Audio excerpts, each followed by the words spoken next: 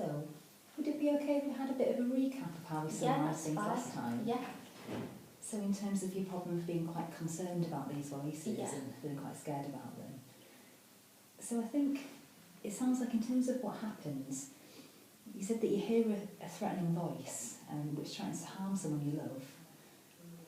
And then in terms of the way that you make sense of that voice, you really believe that the voices are telling the truth when they make those threats and that it really will harm someone and that they're really powerful. So these are really scary thoughts, aren't they? Yeah, definitely.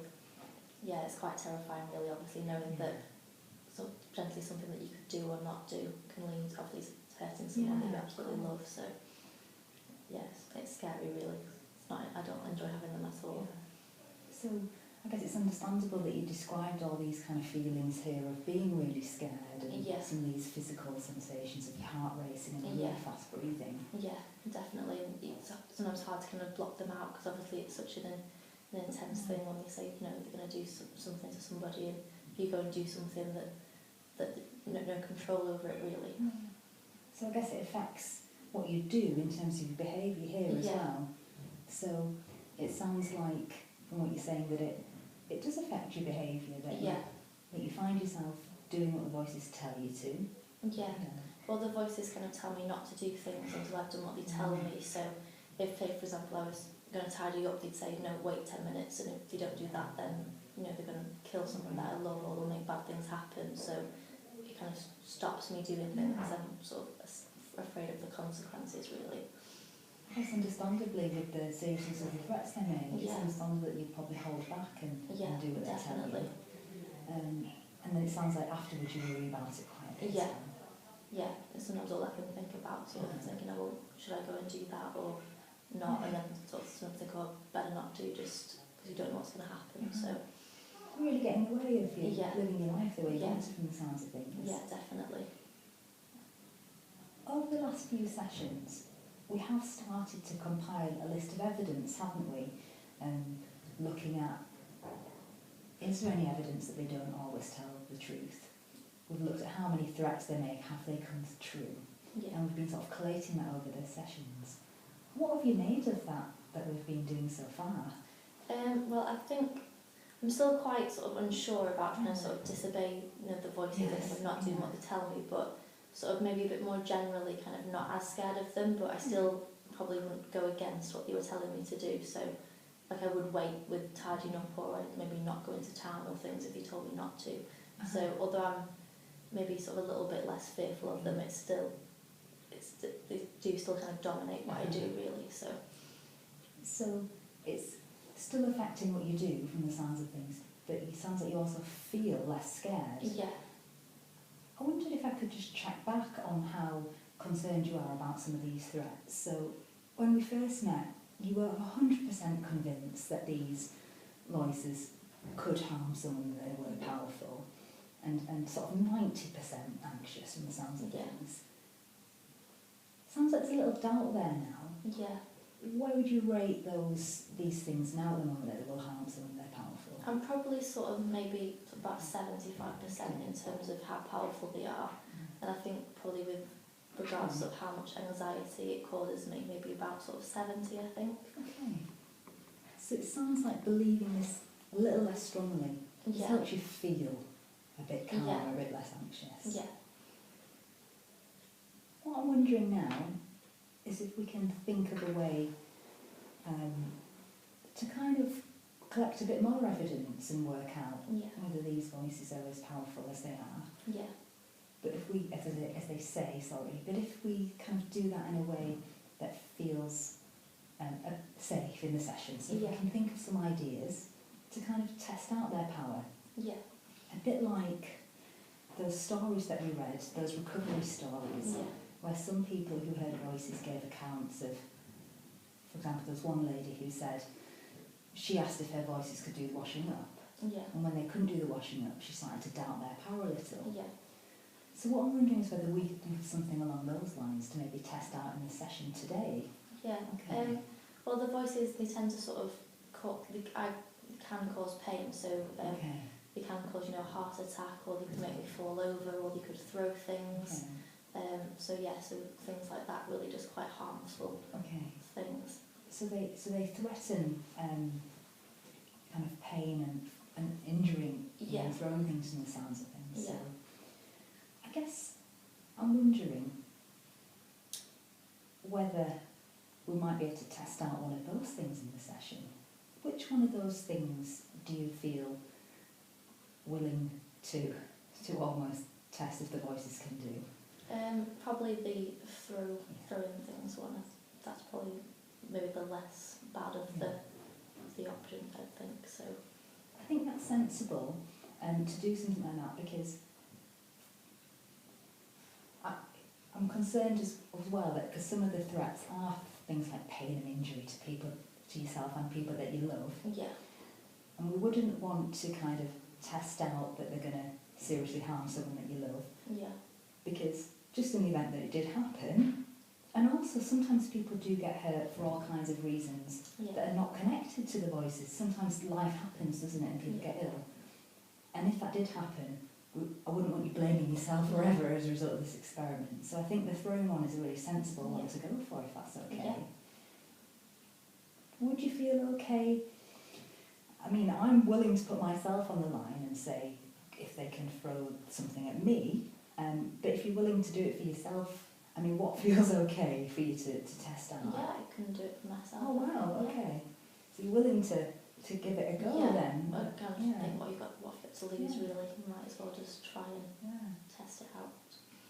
So, is there something, any objects around that can test out if they can throw, that won't obviously totally cause a fatal injury, but might be a little bit scary? What? I think we maybe want to throw maybe that cup over there. Okay. So we've got this cup here. Yeah.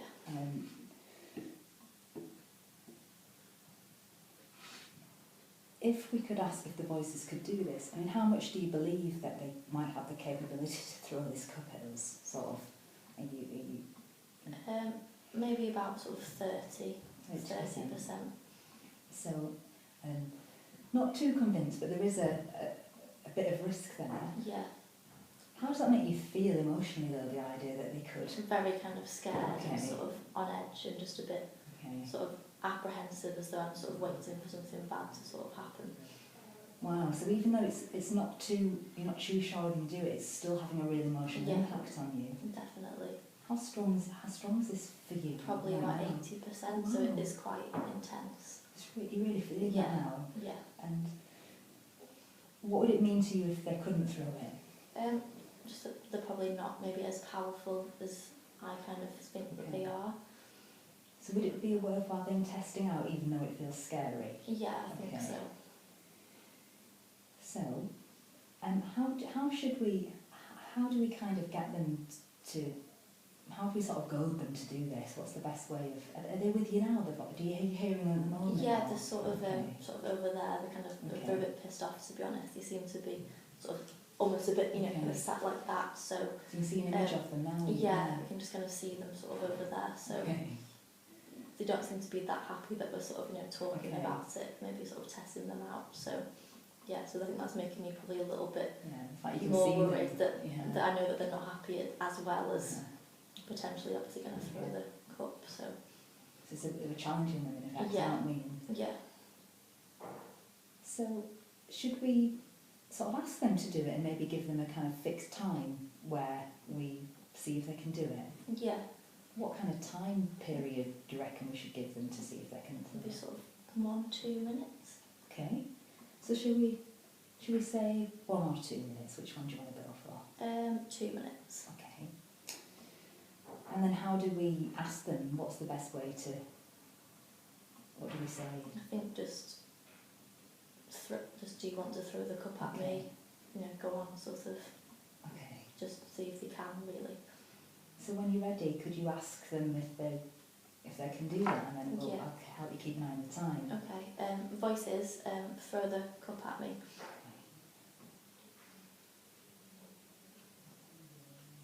So just watching that second hand on the clock, so it's about 15 seconds gone. How are you feeling now? It's kind of a bit, I don't know, a bit sort of uneasy, because I don't know whether they actually can't do it, or whether it's more sort of, you know, that they're waiting until I kind of maybe relax a little bit and then it'll just suddenly happen. So sort of quite on edge really, and a bit, sort of my heart's racing a little bit and I just feel a bit sort of anxious. Understandably, you're feeling quite on edge. Yeah. Because it can sort of happen at any moment really, so. Now, how intense is this feeling as we're talking? Probably about 85, so. Yeah, it's really quite high, isn't it? Yeah, definitely. I think just waiting, just for that kind of reaction. It's got 1 minute, so we've got 1 minute left. I'm just wondering, is it still 30% the risk? Is that, or has that shifted in any way that you think? Maybe sort of about 40, so kind of believing that maybe we'll do it a little bit more now that we've kind of asked them to. So we kind of increase the... Yeah. Okay. Because I think before I kind of thought that there was maybe a slight possibility that they could do it, but now that you kind of ask them, it's almost asking them to sort of prove. Tempting thing, that sort of thing. Yeah, exactly, sort of egging them on a little bit. So. Okay. So we've got about 20 seconds left now.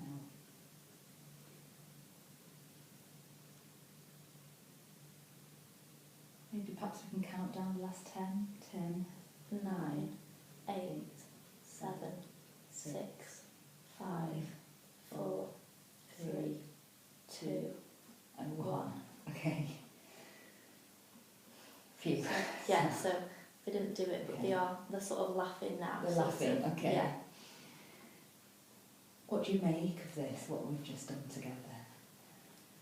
I don't know, I mean, to me, I still think, you know, I can still hear them, I can still see them, so they do sort of seem real, but I don't know, maybe the fact that they can't actually physically, you know, move anything, or even though obviously they are, even though I can still hear them, maybe they aren't able to, you know, physically do that. So they're still very much a real part of your experience. I know you can see them and they're present and they're with you, but there's something about a question about what they have the capability to do. Yeah. So it's a bit of doubt there from the sounds of things. Yeah. So it sounds like you don't think they can throw things now then? Yeah. Okay. And that maybe they are a bit sort of less powerful than I kind of originally thought. So we kind of summarise what we've done in terms of our sort of therapy diagram. You used to sort of think they're 75% powerful. After doing this and realising that they can't actually throw things, what rating would you give on their power at the moment? Maybe about 50, 55. Let's come down a bit, so a bit more doubt about their power. Yeah. And what about their ability to physically harm someone? Has that changed in any way, that belief? Probably about sort of 50. About 50. I don't know, I kind of feel like although maybe they can't, you know, sort of move objects or they aren't sort of physically able to do that, maybe they're able to kind of hurt people in other ways that maybe aren't kind of as sort of obvious as, you know, throwing a cup or something. So perhaps that's something we can think about in our next session, try and explore and understand what other ways there might be to harm people and see if we can work that out together. But I do feel better that we couldn't throw the cup, sort of a bit relief really. I feel a bit sort of, sort of a bit calmer and, I don't know, sort of a bit lighter about them. Almost as though sort of maybe I don't need to listen to them as much when they are being nasty, and that, I don't know, maybe that I can have a bit more, do things for myself a bit more. So a shift in the way you feel and potentially what you might be willing to do in response. I'm just wondering, how strong is that feeling of anxiety now then? Probably maybe around sort of a 7. Okay, 7 out of 10. So that's 70. So that's come down a bit. Yeah. You've probably still got a bit of adrenaline in the system, but it has a sense of relief that they haven't done it. Yeah. You said some interesting reflections on how having a little bit more doubt about the ability to harm might affect what you do. Yeah. So, what might be the impact of believing less strongly that they can harm someone on your ability to do the things that you want to do?